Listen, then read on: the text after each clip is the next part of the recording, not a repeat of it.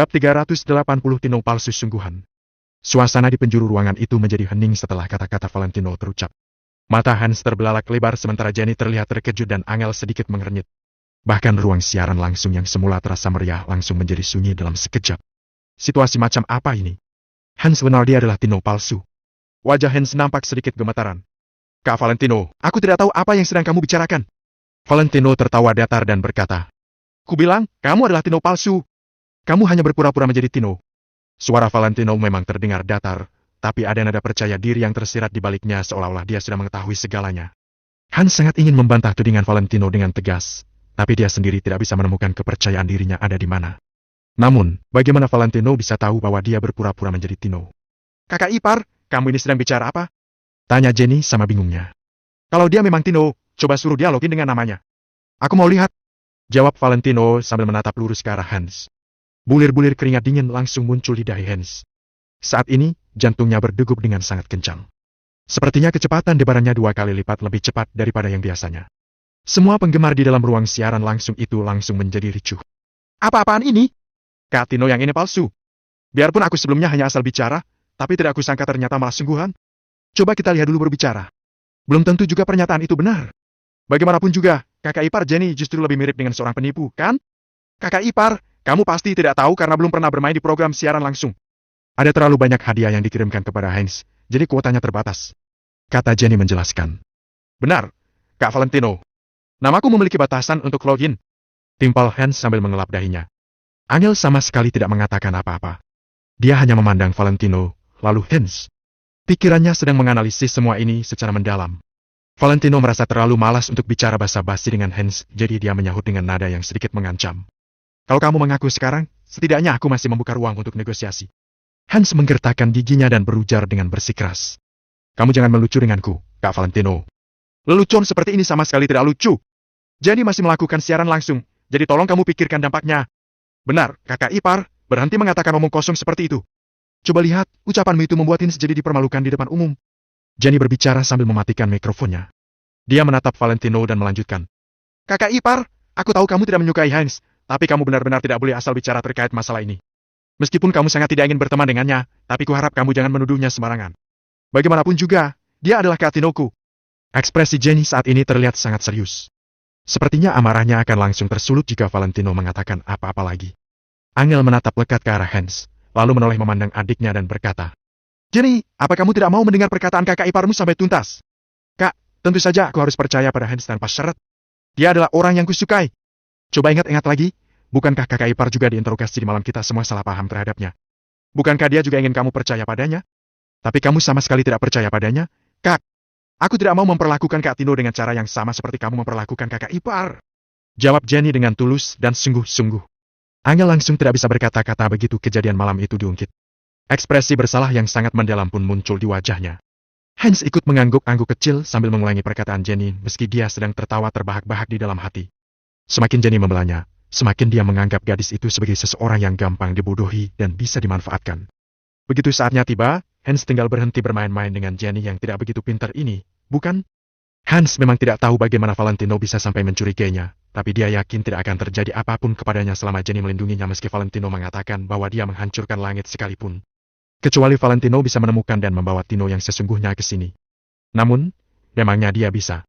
Hans tersenyum dingin di dalam hati saat memikirkan hal ini. Ekspresi percaya diri yang tinggi kembali menghiasi wajahnya. Kakak ipar, tolong percayalah padaku dan percayalah juga pada Hans. Kata Jenny. Dia sudah terlihat tidak senang hati. Valentino sedikit mengernyit dan mengeluarkan ponselnya. Kalau begitu, biar kutunjukkan kepada kalian siapa Tino yang sebenarnya. Valentino sebenarnya sebisa mungkin tidak mau membongkar identitasnya. Jika dia membuktikan identitasnya sendiri, bagaimana dia bisa akur dengan Jenny yang begitu menyukai sosok Kak Tino? Akan tetapi, saat ini dia tidak punya pilihan lain selain membuktikannya. Cukup, kakak ipar. Aku masih siaran langsung sekarang, tidak bisakah kamu menunggu sampai sudah selesai? Tanya Jenny dengan alis yang mengerut. Wajahnya sudah terlihat tidak senang. Hans juga ikut terkekeh dan berkata, Ya, Kak Valentino. Aku tahu, kamu pasti ingin bercanda dengan kami, kan? Jangan bilang kamu ingin mengganti nama panggilan Tino, lalu memberitahu kami bahwa kamulah Tino. Mustahil, percuma saja mengganti nama panggilanmu. Kamu tidak tahu cara kerja siaran langsung. Jenny sama sekali tidak ingin memberikan Valentino kesempatan untuk membuktikan diri, jadi dia langsung membuka ulang ruang siaran langsungnya. Tentu saja semua orang yang ada di ruang siaran langsung menjadi kebingungan dan segera bertanya apa yang terjadi. Jenny mengesampingkan semua perasaan tidak senangnya. Dia mengulas sebuah senyuman dan berkata kepada semuanya. Tidak apa-apa, kakak iparku tadi hanya sengaja bercanda saja dengan kalian. Hans juga ikut mengangguk dan berkata. Benar, benar. Aku ini adalah Tino. Halo, semuanya. Nanti malam begitu pulang, aku akan menebus kejadian hari ini kepada Jenny dengan memberikannya hadiah. Meskipun mereka semua masih sedikit ragu saat mendengar kata-kata itu, mereka tidak mengatakan apa-apa dan tetap membiarkan Hans. Angel melirik ke arah Valentino, sorot ragu melintasi di matanya dan benaknya sedang berpikir dalam-dalam. Dia merasa bahwa Valentino sepertinya tidak sedang bercanda. Mana mungkin Valentino bisa bercanda untuk masalah seperti ini? Lagi pula, bukankah Valentino selalu mengetahui hal-hal yang tidak Angel ketahui? Valentino sendiri hanya bisa menggeleng kecil dengan ekspresi yang agak tidak berdaya. Jenny dan Hans sudah menjalin kontak untuk waktu yang lama, jadi status Hans sebagai Tino sudah terpatri secara lekat di pikiran Jenny. Mana mungkin Jenny jadi meragukan Hans hanya karena perkataan orang lain. Satu-satunya cara untuk membuka kedok rubah licik itu hanyalah dengan mendatangkan orang aslinya secara langsung. Akhirnya, Valentino pun mengambil ponselnya dengan perlahan. Kemudian, dia login ke program siaran langsung dan masuk ke ruang siaran langsung milik Jenny. Saat ini, belum ada yang menyadari pergerakan Valentino karena Angel sedang tenggelam dalam pemikirannya sementara Jenny dan Hans sibuk berinteraksi dengan semua orang yang hadir di ruang siaran langsung. Mereka semua masih membahas perihal utang hadiah dari Hans. Sudah Kak Tino bilang, malam nanti dia akan memberikannya kepada Kak Jenny setelah dia pulang. Ya, karena sekarang sudah bertemu di dunia nyata, setidaknya harus memberikan senilai 12 miliar, kan? Sudah pasti itu. Pokoknya harus lebih banyak dari yang sebelumnya atau bisa dibilang sebenarnya kamu tidak menyukai Kak Jenny? Hans tertawa menyetujui meski dia sebenarnya sedang memaki di dalam hati. Tepat pada saat itu, mereka semua terkejut dengan sebuah pesan yang tiba-tiba muncul. Tino dengan akun kasar tertinggi telah memasuki ruang siaran langsung. Sebuah gambar yang terlihat sangat indah pun muncul di layar. Gambar itu memancarkan aura yang mendominasi dan berkuasa yang bahkan bisa dirasakan oleh mereka yang melihatnya melalui layar. Bab 381 Kemunculan Tino. Bagaimanapun juga, ini adalah akun kaisar tertinggi yang bernilai 360 juta per bulan. Memangnya bisa membuang-buang uang seperti ini? Saat ini, semua penggemar di ruang siaran langsung sontak menjadi tertegun. Mereka bahkan sampai lupa mengunggah komentar. Raut wajah Hans juga segera berubah menjadi tidak enak dilihat. Hal yang selama ini dia khawatirkan akhirnya terjadi. Saat ini, sosok Tino yang asli juga ternyata hadir dalam ruang siaran langsung Jenny. Hans menjadi sangat panik, matanya tidak bisa berhenti melihat ke sana dan kemari. Jenny bahkan terlihat lebih tertegun lagi sebelum dia akhirnya menoleh dan menatap Hans. Hans, apa kamu mengganti akunmu untuk login? Tanya Jenny dengan ekspresi curiga. Aku. Hans hanya bisa menggertakkan giginya, dia benar-benar tidak tahu harus menjawab apa. Ya, ampun, kenapa kamu tidak memberitahuku kalau kamu mengganti akun? Kamu membuatku kaget saja. Sambung Jenny. Dia merasa sedikit kehilangan kata-kata. Hans menundukkan kepalanya dan tidak mengatakan apa-apa. Apa yang ada dalam benaknya sekarang adalah bahwa dia harus bersikap serendah diri mungkin agar jangan sampai Tino yang asli menyadari sesuatu. Selama dia tidak mengatakan bahwa dia adalah Tino, maka Tino yang asli juga tidak mungkin menyadari apapun, kan? Jenny sendiri masih merasa agak curiga. Bukankah barusan Hans mengatakan bahwa akunnya memiliki kuota login yang terbatas? Kenapa sekarang masih bisa dipakai untuk masuk? Akan tetapi, Jenny tidak memiliki cukup waktu untuk memikirkan hal ini. Dia kembali melanjutkan interaksinya dengan semua orang di ruang siaran langsung. Detik berikutnya, ekspresinya menjadi benar-benar tercenung. Tino. Katanya ada orang yang berpura-pura menjadi aku. Siapapun tidak mungkin bisa mengabaikan komentar yang diunggah oleh akun kaisar tertinggi karena komentar itu benar-benar sangat menarik perhatian. Ekspresi Hans langsung menjadi suram begitu membaca kalimat itu. Seketika, sedikit rasa beruntung yang semula ada di dalam hatinya pun lenyap. Para penggemar di ruang siaran langsung itu tertegun untuk sesaat sebelum amarah mereka menjadi meledak. Hei, apa-apaan ini? Ternyata ada orang yang benar-benar berpura-pura menjadi Kak Tino. Orang yang berbicara sekarang pasti adalah Kak Tino yang asli. Akun kaisar tertingginya sudah muncul di sini. Kalau begitu, siapa orang yang berpura-pura menjadi Kak Tino? Tidak peduli seberapa bodohnya mereka, tetap saja saat ini mereka juga menyadari bahwa ada yang salah. Jenny kembali menoleh menatap Hans dan bertanya dengan curiga. Hans, apa kamu sengaja bilang begitu? Dia menduga kata-kata itu sengaja Hans tuliskan sebagai lelucon dan untuk memeriahkan suasana di ruang siaran langsung. Hans hanya bisa menundukkan kepalanya dan sama sekali tidak menjawab pertanyaan Jenny. Perasaan yang saling bercampur aduk bergelora di dalam hatinya. Mereka sama sekali tidak menyadari bahwa Valentino sudah memundurkan sedikit posisi kursinya. Punggungnya bersandar pada dinding dan dia mengangkat ponselnya dengan santai. Dia mematikan suara dari ruang siaran langsung dan jarinya mengetik dengan pelan. Jenny, aku. Hans hanya bisa menggertakkan giginya. Tino. Kalau ingin berpura-pura jadi aku, kamu harus mempertimbangkan apakah kamu punya kekuatan ini atau tidak. Tiba-tiba, sebuah komentar muncul lagi di layar dan menyela perkataan Hans. Semua orang yang hadir di ruang siaran langsung merasa sangat terkejut saat membacanya. Kalimat Valentino itu sama sekali tidak salah.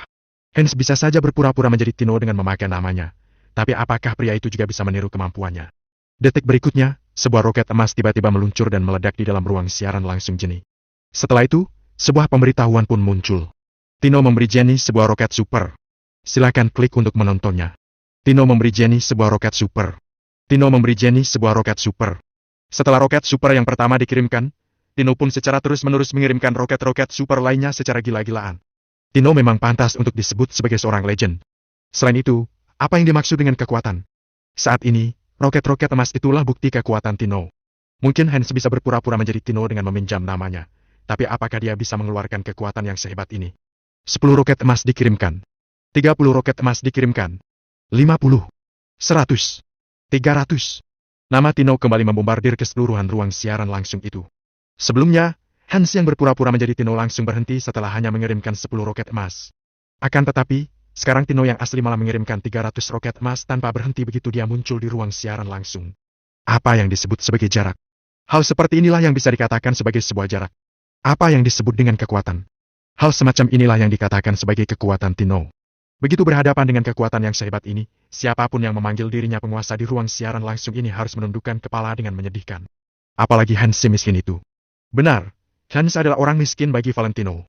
Semua orang di ruang siaran langsung itu merasa terkejut, begitu pula dengan Jenny. Sementara itu, raut wajah Hans menjadi sangat tidak enak dilihat. Dia terlihat seperti habis ditampar berulang kali. Saat ini, Jenny pasti sudah menyadari bahwa Hans memang adalah Tino yang palsu. Tidak peduli seberapa bodohnya gadis itu. Tiba-tiba, suara Angel terdengar. Kamu sedang apa, Valentino? Dia merasa penasaran karena memperhatikan Valentino yang duduk bersandar di atas kursi dengan bagian belakang ponselnya menghadap ke arah semua orang. Jemari Valentino juga mengetuk-ketuk layar ponselnya dengan cepat seolah-olah sedang menekan tombol. Ah, aku sedang main game. Bos di level ini sedikit sulit untuk dikalahkan, jadi aku harus menggunakan trik. Jawab Valentino sambil tersenyum dengan santai. Gerakan tangannya pun berhenti setelah dia mengucapkan pernyataan yang penuh maksud tersirat itu. Di saat yang bersamaan, pengiriman hadiah di ruang siaran Jenny juga mendadak berhenti. Total roket super yang dikirimkan mencapai 500. 500 roket itu berarti 2 miliar. Mereka semua sontak menjadi termangu. Ini baru namanya Kak Tino. Tindakannya langsung membuat gempar begitu dia muncul. Akan kubunuh si idiot yang berpura-pura jadi Kak Tino itu. Kak Tino, aku sangat sibuk sekarang, jadi aku akan memereskanmu nanti saat aku punya waktu luang. Kak Tino, jangan meragukan kekuatanku, aku tahu namamu adalah Hans Lenari. Setelah mengunggah komentar itu, Kak Tino pun langsung logout dari ruang siaran langsung. Sementara itu, mata Hans sontak membelalak lebar. Oh, tidak. Ternyata Tino sudah menyelidiki identitasnya. Memang identitas orang yang bisa memberikan beberapa miliar dengan mudahnya itu mengerikan sekali. Dia bahkan bisa menyelidiki masalah ini dengan begitu cepatnya. Jenny sendiri langsung mematikan ruang siaran langsungnya. Saat ini, perasaannya terasa sangat bercampur aduk. Dia melirik ke arah Hans, lalu berjalan menghampiri meja dengan perlahan dan duduk. Ekspresinya terlihat seperti seseorang yang kehilangan jiwanya. Valentino meletakkan ponselnya dan meminum tehnya dengan tenang. Dia sudah melakukan apa yang dia mau, jadi selanjutnya terserah pada keputusan Jenny. Suasana di dalam kamar itu menjadi sunyi senyap. Beberapa saat kemudian, Jenny akhirnya mengangkat kepalanya dan bertanya sambil menatap Hans. Kenapa kamu berbohong padaku? Tatapan Jenny penuh dengan kekecewaan dan rasa bingung, membuat hati siapapun yang melihatnya terasa sakit. Hans tidak bisa membantah apa-apa. Memangnya apa yang bisa dia bantah di saat semua faktanya sudah terpampang jelas di depan mata seperti ini? Aku. Hans menggertakkan giginya. Katakan, kenapa kamu menipuku? Seru Jenny secara tiba-tiba dengan air mata yang sudah mengalir turun dari matanya. Selama ini, dia mencurahkan banyak sekali kasih sayangnya kepada Hans karena dia mengira pria itu adalah Kak Tino. Akan tetapi, pada akhirnya Hans terbukti adalah seorang penipu. Kenyataan ini menyayat hati Jenny bagaikan sebelah pisau. Angel hanya bisa menghela napas pelan. Dia juga tidak bisa berbuat apa-apa terkait masalah ini. Hanya saja, dia tidak menyangka bahwa ternyata Valentino sudah sedari dulu mengetahui bahwa Hans adalah seorang penipu. Jawab, siapa yang menyuruhmu berpura-pura? Tanya Valentino dengan nada bicara yang terdengar datar. Bab 382 lepaskan aku, Kak Valentino. Ellen yang menyuruhku melakukan ini? Hans langsung mengkhianati Ellen tanpa banyak bicara. Dia hanya ingin menjauhkan hubungannya dengan Ellen dan melarikan diri dari tanggung jawab ini, sehingga Hans pun tidak berpikir banyak. Namun, Hans menyesal setelah membocorkannya, kelakuannya ini memang sedang cari mati. Memang benar, setelah Hans selesai berkata, Valentino pun tersenyum dengan penuh arti. Jadi, Ellen yang memberimu kontak Jenny dan menyuruhmu untuk membohongi Jenny. Kalian berdua bersama-sama menipu Jenny, Setelah kamu mendapatkan kepercayaan dari Jenny, kemudian kamu membohonginya untuk pergi ke Mata Lavela. Valentino berkata dengan suara tenang, namun terdapat penekanan yang tidak dapat diabaikan. Mata Jenny pun melebar, karena apa yang dikatakan Valentino terdengar beralasan dan ada jejak dari semua hal ini. Alan adalah teman sekelas Jenny, jadi dia ada WhatsApp-nya Jenny. Lalu, saat hari Jenny terjadi masalah, juga memang benar Hans yang mengajak dirinya keluar. Bahkan pemuda yang datang menjemput Jenny pun berkata Hans yang menyuruhnya datang untuk menjemput. Kak Valentino, bukan aku. Jelas Hans dengan muka pucat pasi. Bicaralah dengan baik. Apakah itu kamu? Valentino menatap Hans dengan tatapan dingin. Hans ketakutan saat melihat tatapan Valentino. Setelah itu, dia pun menundukkan kepalanya dengan putus asa. Sementara Jenny memikirkan banyak hal ketika melihat adegan ini. Hari Jenny terjadi masalah adalah hari dia pergi berkencan dengan Hans. Namun, hal akan dirinya pergi berkencan dengan Hans. Hanya Hans, dirinya dan keluarganya yang tahu. Saat itu, Jenny memang sedang tidak puas dengan Valentino. Ditambah lagi barang Valentino yang ditemukan di dalam hotel, sehingga dia langsung menempatkan tersangka pada Valentino. Hanya saja, Valentino kemudian dibuktikan tidak bersalah. Pada saat itu, Jenny juga tidak berpikir banyak, lagi pula hal ini sangat menyedihkan baginya, jadi Jenny hanya ingin hal ini cepat berlalu. Namun, saat dipikirkan sekarang, bagaimana cara Alan mengetahui keberadaannya? Hal ini dilakukan oleh Alan, jadi bagaimana dia bisa mengetahui nama Hans, sehingga bisa membiarkan pemuda itu berkata padanya bahwa Hans lah yang menyuruh orang untuk menjemputnya. Sekarang, semuanya sudah bisa dipahami. Hans memiliki hubungan yang dalam dengan Alan dan sudah berkontak dengan Alan sebelumnya. Jadi, hal di Mata Lavela itu direncanakan oleh Alan dan Hans berdua. Aku membencimu. Aku benci padamu. Tiba-tiba, Jenny berteriak keras, air matanya pun menetes keluar, lalu dia berdiri dan bergegas untuk berjalan keluar. Angel segera bangkit, memeluk Jenny dan terus menghiburnya. Jadi, kamu juga termasuk salah satu orang yang ingin bertindak buruk pada Jenny? Sekarang, kamu juga sudah melihat akhir dari Alan, jadi kamu ingin cara mati seperti apa?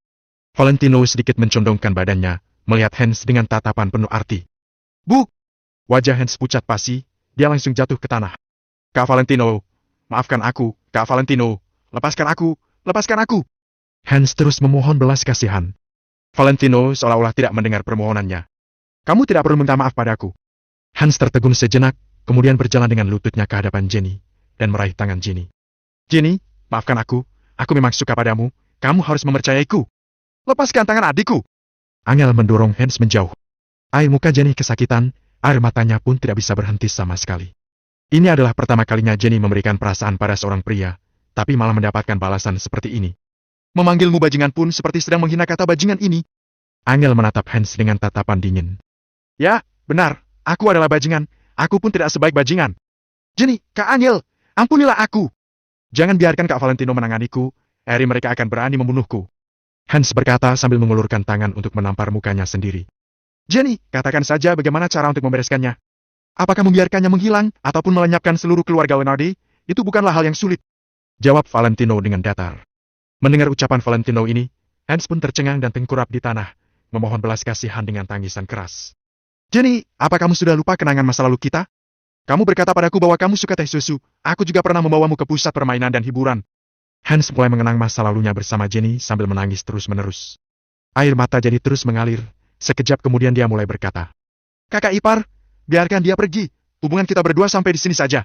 Pada akhirnya, Jenny pun tidak tega untuk menyakiti Hans. Jenny, kamu terlalu baik hati. Angel menghela napas ringan. Sementara Valentino sedikit mengernyitkan keningnya, Jenny bukanlah baik hati melainkan sedang melakukan hal bodoh.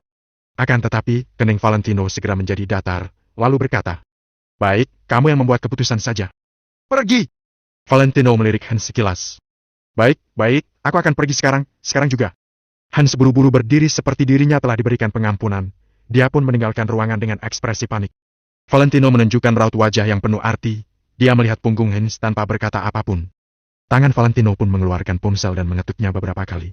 Kemudian dia meletakkan ponselnya kembali. Baik hati merupakan hal yang baik. Namun, terkadang jika terlalu baik hati, hanya bisa membuat masalah bagi diri sendiri. Valentino bukanlah orang yang berdarah dingin, namun dia tidak pernah merasa dirinya adalah orang baik. Setelah Hans pergi jauh, Jenny pun seperti kehilangan seluruh tenaganya dan tersandar di kursi. Kak, mengapa dia berbuat begitu padaku? Mengapa? Jenny masih sedang menangis terseduh-seduh.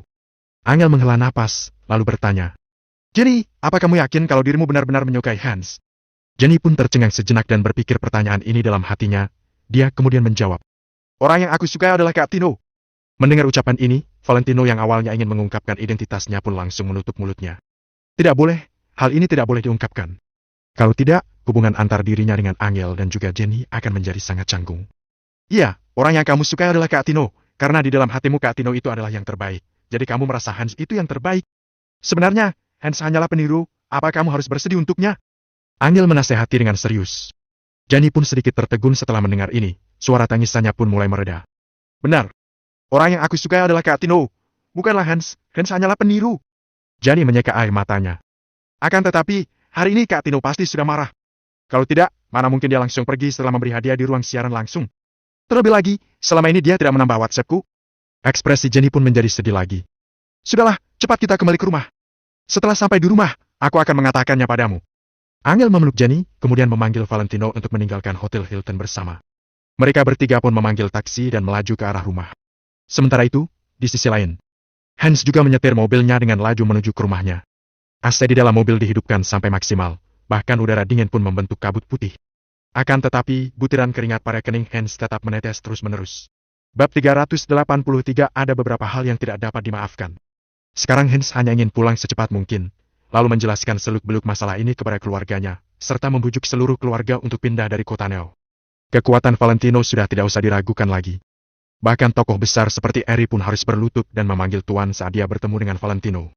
Sehingga kalau Valentino ingin menyerang keluarga Hans, itu sangatlah mudah baginya. Jadi, Hans berpikir dirinya sekarang hanya bisa menghindari Valentino untuk sementara waktu. Jika kelak nanti Hans sudah memiliki kekuatan, tidak telat baginya untuk kembali berurusan dengan Valentino. Hans menginjak pedal gasnya sekuat mungkin. Akan tetapi, di depan mobil Hans tiba-tiba muncul sebuah mobil hitam tanpa pelat. Mobil itu selalu menghalanginya dengan sengaja. Jalan ini agak terpencil, sehingga jarang ada penduduk maupun mobil di sekitar sini. Namun, mobil hitam ini tidak mau mengambil jalur di sebelah Hans, melainkan berjalan di depan mobilnya dan menghalanginya terus-menerus. Hal ini membuat Hans yang sudah cemas merasakan amarah yang meroket di dalam hatinya. Sial! Hans menurunkan jendela mobilnya dan memarahi mobil yang di depan. Sial! Kamu ini bisa nyetir atau tidak? Seekor anjing yang baik tidak akan menghalang di jalan, mati saja kamu. Brak! Hans baru saja selesai berkata. Tiba-tiba terdengar suara keras pada mobilnya. Sepertinya sebuah mobil di belakang telah menabrak mobil Hans. Sial! Tabrak dari belakang. Hans buru-buru mengontrol kemudinya. Sebelum dia bisa menoleh untuk melihat ke belakang, Hans sudah melihat sebuah mobil tiba-tiba menyalip dari jalur di kirinya. Tanpa ragu, mobil itu langsung membanting setir. Bagian depan mobil mendadak bergeser ke samping, dan menabrak ke arah Hans dengan kuat. Persetan! Hans mengutuk dan buru-buru memutar kemudinya. Akan tetapi, mobil itu jelas-jelas sengaja menabraknya, sehingga Hans pun tidak diberikan kesempatan untuk menghindarinya sama sekali. Brak! Bagian depan mobil menabrak ke pintu mobil Hans dengan kuat, pintu mobilnya pun langsung berubah bentuk, hampir saja menjepit kaki kiri Hans, seketika raut wajah Hans pun berubah drastis. Saat ini, mobil Hans melaju di dekat kerap beton di sisi kanan jalan. Ban dan pelat bodi di sebelah kanan mobil pun bergesekan dengan kerap beton dan menyemburkan banyak percikan api. Di depan, di belakang dan juga di sisi kiri mobil Hans masing-masing terdapat satu mobil. Mobil dari ketiga sisi melingkari mobil Hans di tengah. Siapa kalian? Apa yang mau kalian lakukan? Teriak Hans. Mobil yang berada di sebelah kiri pun menurunkan jendela mobilnya, menampakkan dua pengawal berpakaian hitam yang duduk di depan mobil. Siapa kalian? Firasat yang buruk muncul dalam hati Hans. Kedua pengawal itu tetap tidak berkata-kata dan hanya menatapnya dengan raut wajah datar. Aku tahu, pasti Valentino. Pasti Valentino yang melakukan ini. Hans tiba-tiba menyadarinya dan memaki dengan keras. Persetan, Valentino. Bukannya kamu sudah bilang akan melepaskanku? Tuan muda Valentino ingin aku memberitahumu, ada beberapa hal jika telah dilakukan, maka tidak akan dimaafkan selamanya. Jadi, matilah kamu. Pengawal berbaju hitam itu pun mencibir dan membanting setirnya lagi. Seketika mobil Hans pun tertabrak hingga meluncur jauh ke satu sisi. Ingin nyawamu? Teriak pengawal itu dengan marah. Tiga mobil itu mendadak melaju dan menabrak ke arah Hans secara bersamaan. Pruk!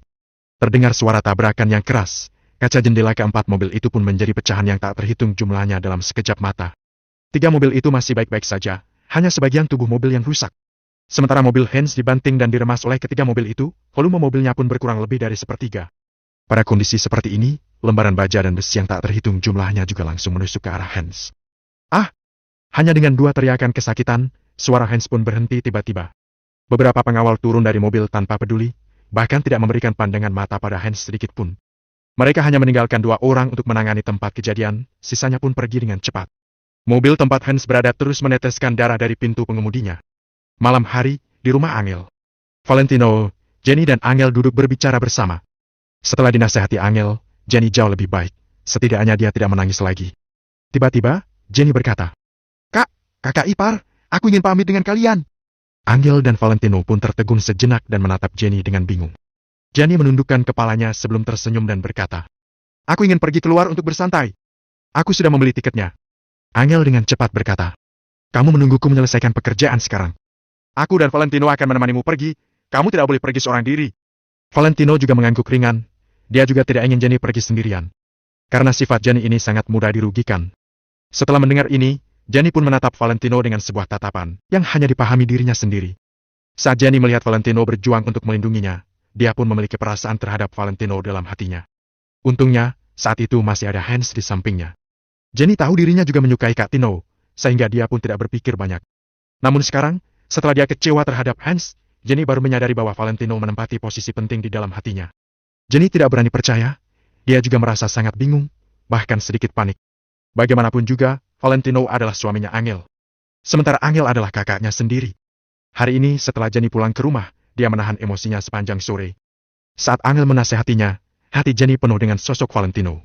Pemandangan akan Valentino melindunginya, walau dia ditusuk 2 kali, tapi tetap tidak menyerah. Jenny berusaha keras untuk tidak memikirkannya, tetapi dia tidak bisa mengendalikannya sama sekali. Jenny tidak tahu harus bagaimana menghadapi hatinya, apalagi menghadapi Valentino dan kakaknya, Angel. Jadi, Jenny memilih untuk melarikan diri. "Kak, jangan bicarakan lagi. Aku sudah memutuskannya. Aku pun sudah membeli tiket, jadi biarkan aku pergi sendiri saja. Aku sudah tumbuh besar dan pernah hidup sendirian di luar negeri selama 2 tahun, kalian benar-benar tidak perlu mengkhawatirkanku," kata Jenny sambil tersenyum. Setelah Jenny siap berkata, Angel tertarik dengan berita di TV sebelum dia bisa menjawab. "Stasiun ini melaporkan bahwa pada siang hari ini, ada kecelakaan mobil di Jalan Kamsara. Kecelakaan mobil ini menyebabkan kematian 1 orang di tempat. Menurut penyelidikan, itu adalah putra dari perusahaan keluarga Wenaldi di kota Neo. Menurut kabar dari pelapor, kemungkinan balas dendam tidak dapat dikesampingkan. Karena tidak ada kamera pengawasan di ruas jalan itu, sehingga kasusnya masih dalam penyelidikan." Mendengar berita ini, Angel dan Jenny berdua langsung tertegun, lalu menyorotkan pandangan pada Valentino. Apakah ada sesuatu pada wajahku?" tanya Valentino. Angel bertanya pada Valentino dengan mata terbelalak. "Valentino, apakah kamu yang melakukan hal ini?" Bab 384 siapapun tidak bisa merebutnya. Hans baru saja berpisah dengan mereka. Tak lama kemudian dia mengalami insiden kecelakaan mobil. Apakah ini sebuah kebetulan? Angel dan Jenny merasa sangat curiga pada Valentino. "Sepanjang sore ini aku berada di rumah, aku selalu bersama kalian. Apa yang bisa aku lakukan?" jawab Valentino dengan serius. "Kalau begitu, kamulah yang menyuruh orang lain untuk melakukannya," kata Angel dengan bersikeras. Valentino tidak menanggapi Angel, dia hanya mengusap-usap hidungnya. Angel dan Jenny saling bertatapan dengan ekspresi terkejut. Bagaimana Hans bisa meninggal seperti ini? Valentino membunuh seseorang tanpa meninggalkan rumah. Hal ini juga tidak kalah menyeramkannya, kan? "Valentino, kamu melanggar hukum." Angel masih tidak bisa menerima hal ini. "Aku hanya bisa mengatakan kalau aku tidak melanggar hukum."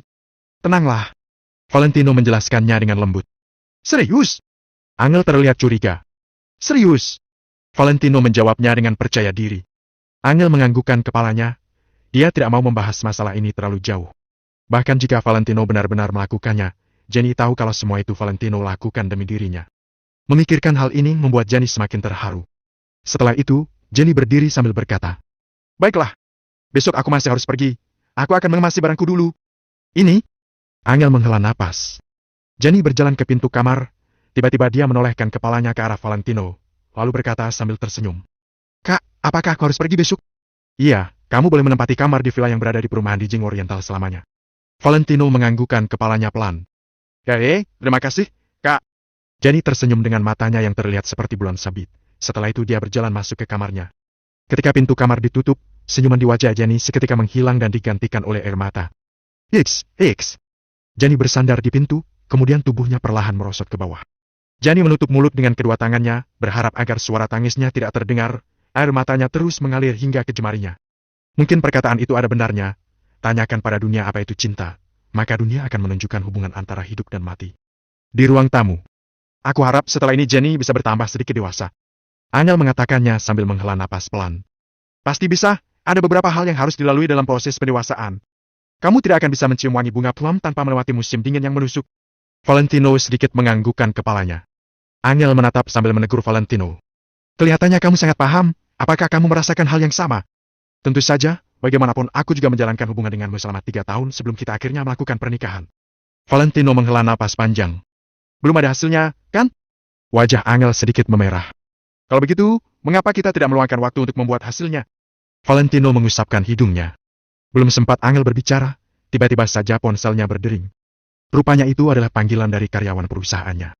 Angel mengangkat telepon itu sambil menatap Valentino dengan perasaan bersalah. Seiring dengan laporan yang diberikan oleh karyawannya, wajah Angel perlahan berubah menjadi masam. Valentino mencoba memahami semua ini tanpa terburu-buru mengatakan apapun. Apa yang akan mereka lakukan? Apakah mereka bersatu untuk menurunkanku dari jabatan? Angel menggertakkan giginya dan nada bicaranya sedikit tergesa-gesa. Angel yang saat ini merupakan seorang presidir yang berwibawa, aura yang dingin menguar dari sekujur tubuhnya. Rapat umum pemegang saham? Jangan pikir aku tidak tahu apa yang mereka rencanakan. Baiklah, aku paham. Besok kita bicarakan lagi hal ini. Setelah Angel mengucapkan kalimat penutup, dia pun meletakkan ponselnya dengan kepalanya yang terasa sedikit pusing. Ada apa? Valentino menatap Angel. Pamanku dan Kiara menolak untuk dikeluarkan dari perusahaan, jadi mereka mulai mengincarku lagi. Aku sungguh tidak mengerti dengan apa yang ingin mereka lakukan. Kalau mereka dapat meneruskan usaha kekek dengan lebih baik, aku akan mengundurkan diri dengan senang hati, dijadikan karyawan biasa pun tidak masalah. Angel menggelengkan kepala, kemudian dia mengulurkan tangan untuk menggaruk kepalanya. Valentino merasa bingung, apakah Hendrik belum melakukan tugasnya dengan baik untuk memberikan ancaman pada keluarga Kusuma? Kalau tidak, bagaimana mungkin keluarga Kusuma berani melakukan hal seperti ini? Selama belum mendapatkan persetujuan dari Nyonya Besar Kusuma, Valentino sama sekali tidak percaya kalau Bobby berani melakukannya. Sepertinya mereka masih ingin membiarkanmu memimpin grup Kusuma. Valentino tersenyum tipis tanpa merasa gugup sama sekali. Kali ini, mereka agresif datang untuk merebut alih kekuasaan. Aku sudah tidak bisa menahan diri lagi. Semakin Angel berpikir, semakin sakit pula kepalanya. Berhadapan dengan Bobby, mantan CEO, ditambah dengan bantuan dari Kiara dan dukungan dari Nyonya Besar Kusuma di belakangnya membuat Angel kesulitan untuk bertahan. Angel ingin mengembangkan usaha Tuan Besar Kusuma dengan jerih payahnya sendiri, tetapi mereka tidak memberinya kesempatan. Tidak usah takut, kalau kubilang grup Kusuma ini milikmu, maka itu harus menjadi milikmu, siapapun tidak bisa merebutnya darimu. Mata Valentino sedikit menyipit, nada bicaranya penuh dengan rasa percaya diri yang tinggi. Angel menatap Valentino dengan heran, kemudian dia berkata, apa yang ingin kamu lakukan? Kamu tidak akan meminta bantuan Ari, kan? Tidak, walau kamu mengenal Ari, masih banyak hal yang tidak bisa Ari selesaikan di kota Neo ini. Terutama urusan dalam perusahaan. Kamu sama sekali tidak boleh mengancam para pemegang saham untuk mendukungku. Para pemegang saham itu telah bekerja keras untuk grup Kusuma. Aku tidak boleh memperlakukan mereka seperti ini. Angel mengatakannya dengan tatapan yang serius. Tenang saja, aku tahu apa yang harus aku lakukan. Ajak aku ke rapat umum pemegang saham besok. Valentino menganggukkan kepalanya pelan. Mengajakmu? Untuk apa? Angel mengatakannya sambil sedikit terkejut. Valentino, pemikiranmu terlalu sederhana. Kamu belum pernah bekerja di perusahaan, jadi kamu tidak tahu apapun tentang ini. Kalaupun aku mengajakmu ke sana, tidak ada yang bisa kamu lakukan. Angel sungguh ingin meminta Valentino untuk membantunya, tetapi mana ada urusan perusahaan yang sesederhana itu. Percayalah padaku, aku pasti bisa, ajak aku ke sana saja. Valentino tersenyum tipis. Tapi, ini rapat umum pemegang saham, kamu bukan pemegang saham perusahaan. Angel merasa sedikit canggung. Tapi aku suaminya pemegang saham, apa aku tidak boleh pergi ke tempat rapat untuk menunggu istriku pulang? Jawab Valentino dengan bangga. Kamu, lupakan saja, kita lihat lagi besok. Angel menggelengkan kepalanya. Valentino menganggukkan kepalanya sambil tersenyum, tetapi tatapan matanya terlihat dingin. Karena Nyonya Besar Kusuma dan beberapa orang lainnya masih enggan untuk menyerah, maka dia pun tidak perlu merasa khawatir. Meski memiliki ikatan dengan keluarga Wijaya di kota Kamer, Valentino tidak akan bersikap rendah diri pada beberapa hal. Grup Kusuma ini harus menghargai Angel. Bobby, Robert, bahkan Nyonya Besar Kusuma pun tidak boleh tidak menghargai Angel. Karena mereka ingin mengambil alih kekuasaan, maka Valentino akan menunjukkan kepada mereka apakah mereka benar-benar bisa mengambil kekuasaan ini atau tidak. Kebetulan sekali, Valentino juga dapat menggunakan kesempatan ini untuk melihat siapa orang-orang di perusahaan yang benar-benar mendukung Angel. Di rumah Bobby, Kiara, kedua orang tua Kiara, Robert dan beberapa orang lainnya mengadakan pertemuan lagi. Ayah, selain kita, perusahaan masih memiliki 12 orang pemegang saham lainnya. 7 di antaranya sudah bergabung dengan kita hari ini. Hanya ada Richard dan keempat orang lainnya yang bersedia mendukung Angel. Robert melaporkan situasi saat ini. 7 orang saja sudah cukup. Keluarga Kusuma tidak berpartisipasi dalam pemungutan suara. Pada saatnya tiba, kalau hasilnya 5-7, bukankah Angel tetap akan dikeluarkan? Kiara tersenyum puas setelah mendengar laporan Robert. Semuanya ikut menganggukkan kepala dan tersenyum puas. Keputusan akhir dari rapat umum pemegang saham adalah melihat pendapat dari para pemegang saham. Ketika pendapat mereka tidak sama, maka otomatis mereka akan menyelesaikannya dengan melakukan pemungutan suara. Sekarang berkat usaha Bobby, mereka berhasil menarik 7 orang pemegang saham ke pihak mereka. Sedangkan hanya ada 5 orang yang berada di pihak Angel, apa yang harus dia lakukan untuk memenangkan pemungutan suara. Ingat, besok kita tidak hanya akan mengambil alih posisi, tetapi juga mengeluarkan Angel dari perusahaan. Kali ini, kita harus menyingkirkannya, agar tidak terjadi masalah di kemudian hari. Bobby menyipitkan matanya, tatapan matanya membuat orang lain bergidik ngeri.